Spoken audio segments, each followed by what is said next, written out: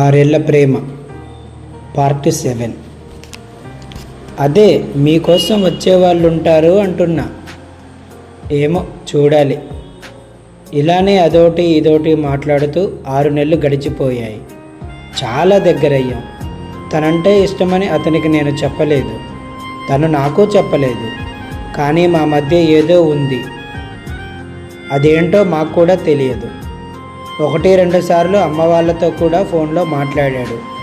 వాళ్ళు ఏమనుకున్నారో నాకు తెలియదు, కానీ అతనితో క్లోజ్గానే మాట్లాడేవారు.